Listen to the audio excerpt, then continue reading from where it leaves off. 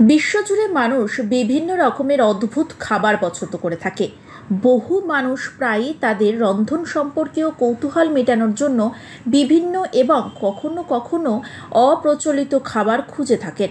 যদিও কিছু ব্যক্তি ঐতিহ্যবাহী খাবার খেতে বেশি পছন্দ করে থাকে, তবে অনেকে অভিনব খাবার খাওয়া এবং বিভিন্ন সংস্কৃতির স্বাদের অন্বেষণ করতে আগ্রহী হন।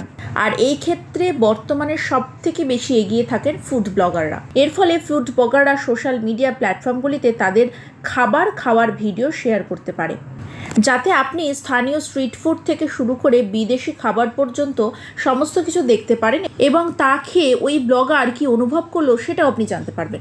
একটি সাম্প্রতিক ভাইরাল হওয়া ভিডিও সোশ্যাল মিডিয়া ইউজারদের দৃষ্টি আকর্ষণ করেছে। একটি জনপ্রিয় খাদ্য ব্লগার লাওসে একটি অনন্য রন্ধন সম্পর্কিত অভিজ্ঞতা পান। লাওস হলো একটি দক্ষিণ এশিয়ার দেশ, যা তার বিখ্যাত খাবারের জন্য বিশেষভাবে পরিচিত। ভিডিওতে ব্লগার একটি স্থানীয় বাজারের বিক্রেতার মুখোমুখি হন, যার কাছে একটি মৌচাক রয়েছে, যা ব্যবহার করে তিনি একটি খাবার তৈরি করতে পারেন।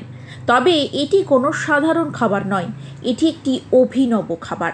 বিক্রেতা দক্ষতার সঙ্গে মৌচাক থেকে ছোট লার্ভা বের করে। এই ক্ষুদ্র প্রাণীগুলিকে তারপর ধুয়ে ফেলা হয়, কলা পাতায় মোড়ানো হয় এবং তারপর একটি খোলা আগুনে ভাজা এবং সেদ্ধ পর্যন্ত করা হয়। ভিডিওটি সোশ্যাল মিডিয়া প্ল্যাটফর্মে দ্রুত ভাইরাল হয়েছে। দর্শকদের প্রতিক্রিয়ার ঝড় উঠেছে।